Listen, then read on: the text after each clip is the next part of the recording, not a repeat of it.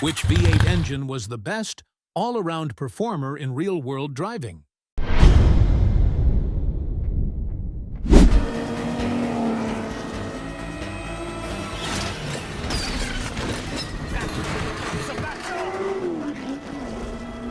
Oh my God. Oh my God! Everyone talks about horsepower, but when the dust settles, which classic V8 really ruled the streets? We are not talking about dyno queens or trailer queens. We are talking about real engines in real cars doing real work day after day, burnout after burnout. Over 600 fans cast their vote, and the results might surprise you. In this list, we are breaking down 10 legendary V8s that proved their worth in the real world, not just by the numbers, but by how they felt under your right foot.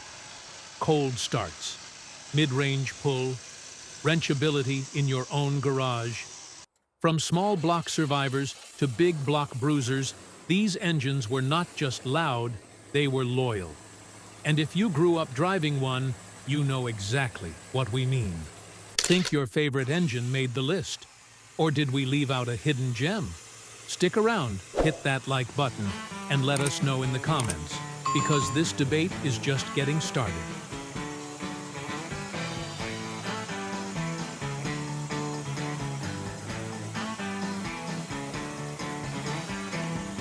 Chevrolet 350 Small Block V8.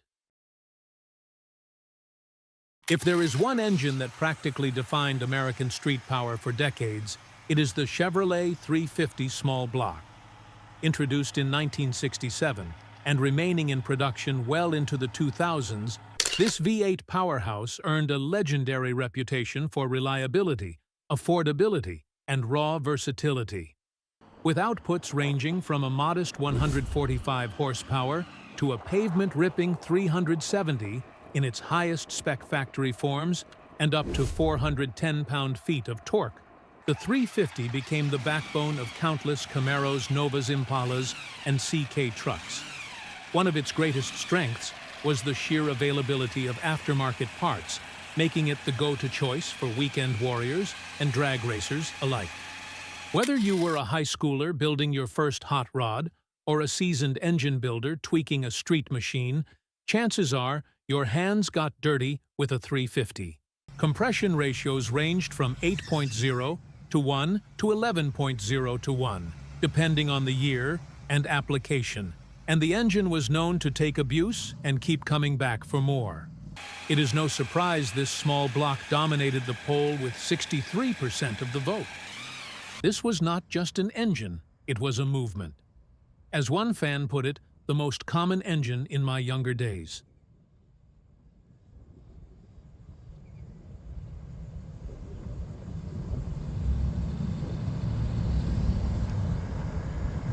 Ford 351 Cleveland V8.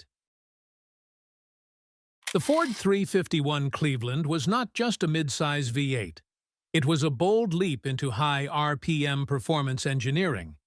Launched in 1970 to complement the more conservative 351 Windsor, the Cleveland was developed with racing pedigree in mind, borrowing heavily from Ford's experience in NASCAR. What set the 351C apart was its canted valve cylinder heads, massive intake ports, and deep-breathing exhaust runners designed for maximum airflow at high RPM. In its four-barrel configuration, it produced up to 330 horsepower and 385 pound-feet of torque, with a compression ratio ranging from 9.5 to 1 to 11.0 to 1. These specs made it one of the most potent small blocks of its time.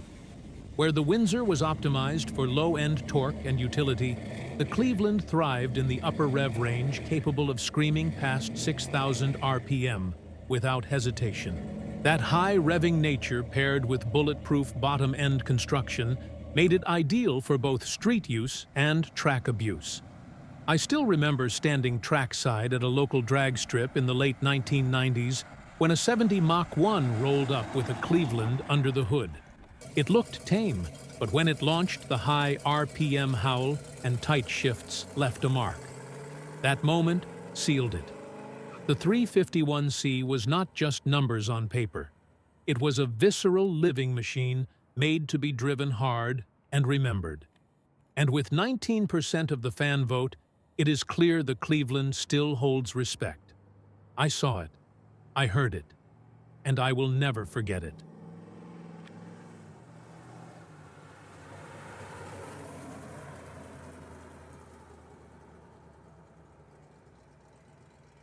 Mopar 440 Magnum V8. When it comes to raw street torque and effortless highway power, few engines from the muscle car era come close to the Mopar 440 Magnum. Introduced in 1967, this big block beast became the backbone of Chrysler's performance lineup throughout the late 60s and into the 70s. Whether it was pushing a Dodge Charger, RT Plymouth GTX, or Super B, the 440, delivered relentless power without needing the finicky tuning of a Hemi. The 440 Magnum was factory rated at 375 to 390 horsepower, with torque ranging from 480 to 500 pound-feet, all on pump gas, with a single Carter 4-barrel carburetor. Its broad power band and relatively tame street manners made it one of the most usable high-displacement V8s of its time. Compression ratios ranged from 9.7 to 1 to 10.5 to 1, giving it strong off-the-line grunt in any gear. Despite finishing third in our survey, with 12% of the fan vote, many longtime Mopar owners consider the 440 to be the real king of daily driven muscle. It did not need to scream, it just pulled smoothly and confidently mile after mile. Built for big cars and bigger performance, the 440 Magnum was not just a drag strip brute. It was a highway stormer and a trusted street machine loved for its consistency and torque-rich personality.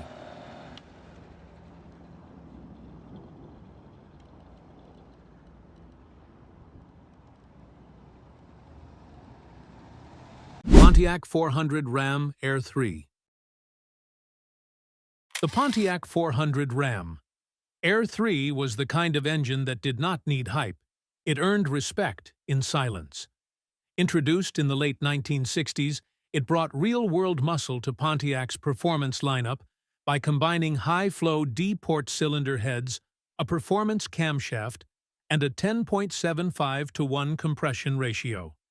Factory rated at 335 horsepower and 430 pound-feet of torque. The Ram Air 3 was not just about straight-line speed, it was about broad, usable power with an unmistakable Pontiac sound.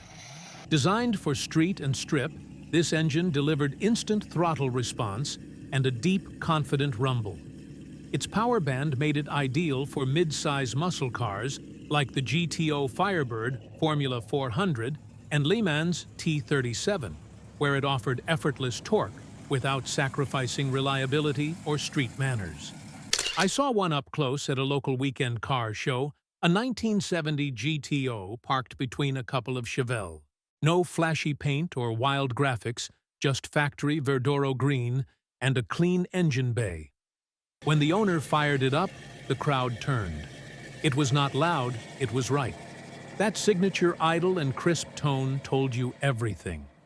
In our fan poll, the Ram Air 3 scored only 7%, but make no mistake, this V8 was Pontiac's answer to balanced drivability and hidden performance.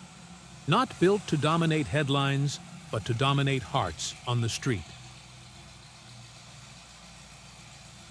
Buick 455, Stage 1 V8. The Buick 455. Stage 1 did not just make big numbers, it delivered them with grace. Introduced in 1970, it brought Buick into the high-performance big block game with a torque curve that began almost at idle. While others chased red lines, the Stage 1 moved cars with smooth instant authority. Factory rated at 360 to 370 horsepower, and a staggering 510 pound-feet of torque. At just 2,800 RPM, the engine featured larger valves, a hotter camshaft, and revised carburation over the standard 455. With a 10.5-to-1 compression ratio, it produced immense low-end thrust without sacrificing drivability or smoothness. It was civilized in traffic, yet ferocious when provoked. Though often overlooked in muscle car rankings, real-world tests proved the Stage 1 could run neck and neck with the best 426 HEMAs, LS6 Chevelles, you name it. It found its true home under the hood of the Buick GS and GSX cars that looked like luxury coupes, but launched with brutal efficiency. I remember hearing one at a small meet years ago. No flashy revving, no chrome overload, just a low rolling thunder when it left the lot, and that torque, you felt it in your chest. Despite earning less than 5% in our fan poll seasoned gearheads, like Jerry, no few engines match the Buick 455 Stage 1's balance of brute strength and street finesse.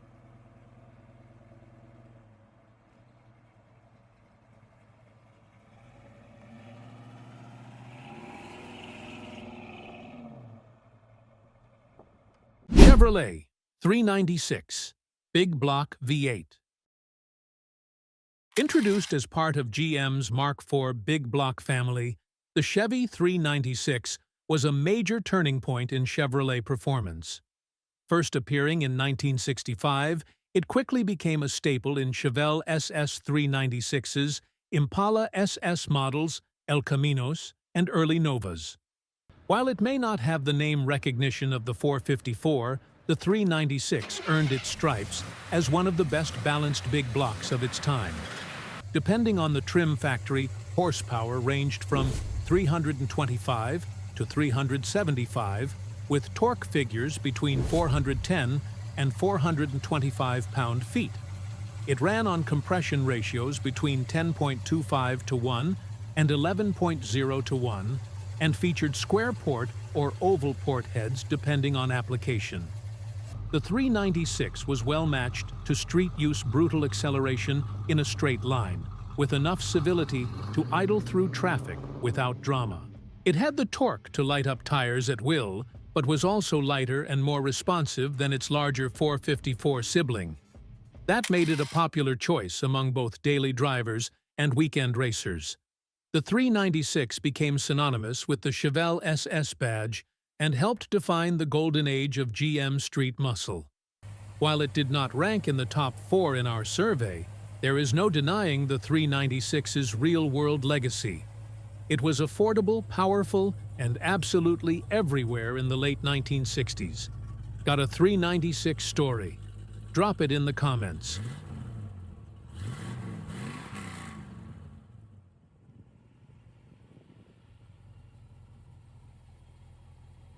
Ford 302 Windsor V8. I remember the first time I drove a Fox body Mustang with a well-tuned 302 under the hood. It was not a show car, just a clean, slightly faded GT with Flowmasters and a short throw shifter. But from the moment I turned the key, I knew it had something. The exhaust had that distinct sharp crackle Ford V8s are known for. And when I got on the throttle, it did not just pull, it responded instantly. The 302 Windsor, also known as the 5.0, was never about brute force. It was about connection. With around 210 to 290 horsepower in factory trim and torque figures near 300 pound-feet, it did not need to be the biggest engine in the room to make an impression. Compression ratios typically sat between 8.4 to 1 and 10.0 to 1, depending on year and application, and its lightweight gave it a uniquely agile character, especially in compact platforms like the Mustang and Fairmont. What made the 302 special was not just the numbers, it was how it felt. It invited you to push harder, to shift just a little later, to hear the engine sing one more time before lifting. You did not have to fight it, it worked with you. Whether in a street machine, a truck, or a weekend project, the 302 Windsor was not just an engine, it was a willing partner.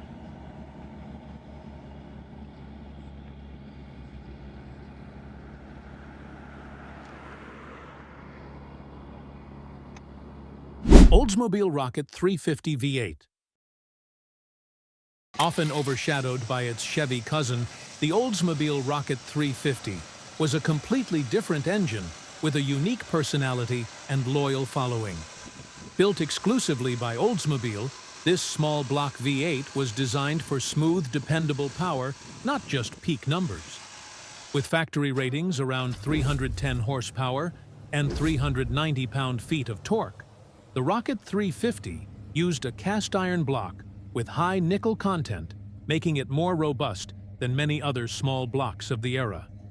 Compression ratios ranged from 8.5 to 1 to 10.25 to 1, depending on the model year and application. It came equipped with Olds-specific cylinder heads, larger main journals, and its own intake and ignition geometry, not interchangeable with Chevy or Buick parts. This engine found its home in models like the Cutlass Vista Cruiser, Delta 88, and 442, and it offered a refined feel that matched Oldsmobile's image of premium performance. While it did not dominate the drag strip, it provided strong mid-range torque and excellent drivability, perfect for street use and long cruising. What makes the Rocket 350 notable today is its uniqueness. It was not just a rebadged GM V8, it was Oldsmobile engineering through and through. For fans of originality, smooth torque curves, and under-the-radar builds, the Rocket 350 is still a solid and respectable choice.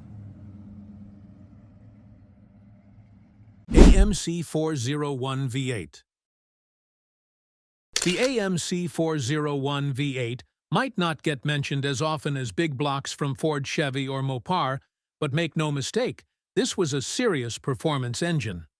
Produced from 1971 to 1974, the 401 was the crown jewel of American Motors' V8 lineup, and it powered some of the company's most aggressive street and off-road machines. Factory rated at 330 horsepower and around 430 pound-feet of torque, the 401 featured a forged steel crankshaft, high flow heads, and a durable bottom end. Compression ratios varied by year, but early versions boasted up to 9.5 to 1, giving the engine plenty of low-end grunt, while still offering high RPM pull. It ran a 4-barrel carburetor and a relatively conservative cam, which made it responsive without being temperamental.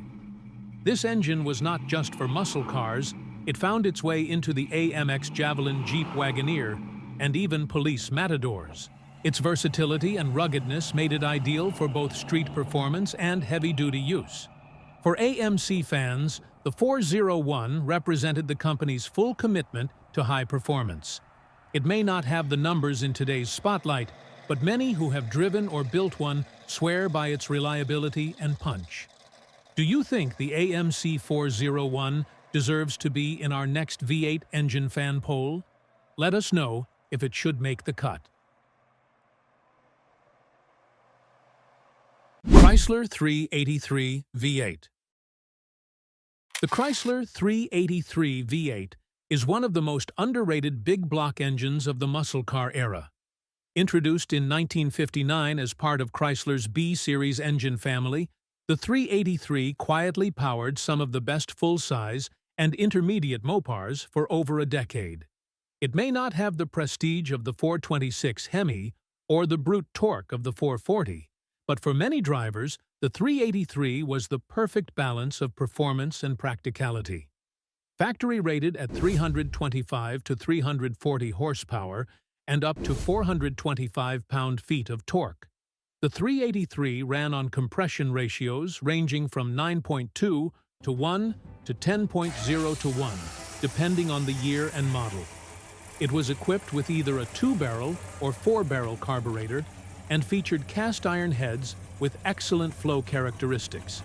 The 383 came alive in popular muscle cars like the Plymouth Roadrunner, Dodge Charger Coronet RT, and Sport Fury, giving them strong acceleration and smooth highway cruising. One of the 383's biggest advantages was its availability and versatility. It was lighter than the 440 and more affordable, making it a favorite among performance-minded buyers who wanted reliability without sacrificing fun.